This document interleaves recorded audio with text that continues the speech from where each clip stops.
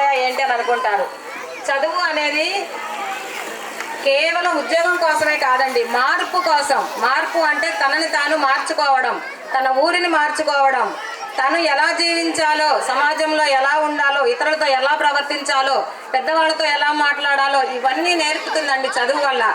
ఇవన్నీ వస్తే వాడికి ఇంకా ఉద్యోగంతో పని లేదండి, ఎక్కడున్నా కూడా హ్యాపీగా వాడి జీవనాన్ని కొనసాగిస్తూ ఉంటాడు. కాబట్టి మాస్టర్ ముందు చెప్పారు, నేను మేకలకు వెళ్ళాను అని.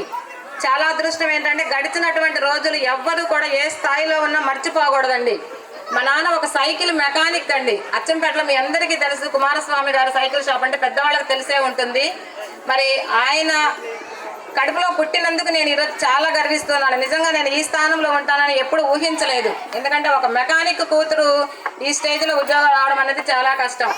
మా క్లాస్లో 10th క్లాస్లో చదివేటప్పుడు పిల్లలందరూ కూడా ఎవరు చదువుతారో అని సార్ వాళ్ళు అడిగినప్పుడు నేనైతే నిలబడేదాన్ని కాదు. ఎందుకంటే నాకు చదివే ఛాన్స్ లేదు కాబట్టి నేను అసలు నిలబడేదాన్ని కాదు. నా ఫ్రెండ్స్ అందరూ నిలబడేవాళ్ళు. ఇంటర్మీడియట్ చదువుతానండి, నేను టీచర్ని అవుతాను, డాక్టర్ని అవుతాను అని చెప్పేవాళ్ళు. నేను మాత్రం సైలెంట్గా కూర్చునేదాన్ని. ఏందమ్మా నువ్వేం మాట్లాడమంటే మాకు స్తోమత లేదు సార్, నేను అసలు మరి చదువుతానో చదవనో కూడా తెలియదు అని చెప్పేదాన్ని.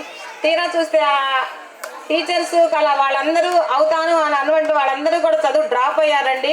నేను మాత్రం పైకి ఎదిగాను.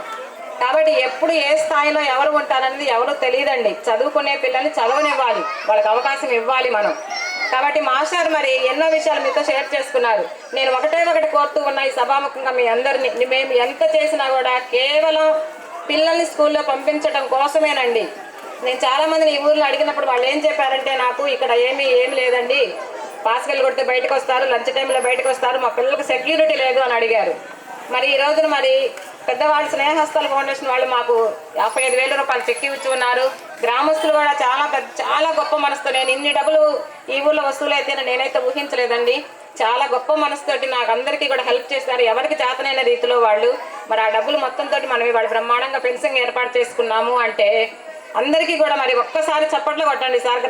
స్నేహస్థాలు వాళ్ళకి, గ్రామస్తులు కానీ ఎవరికైనా కానీ మరి మీ హెల్ప్ లేని మేము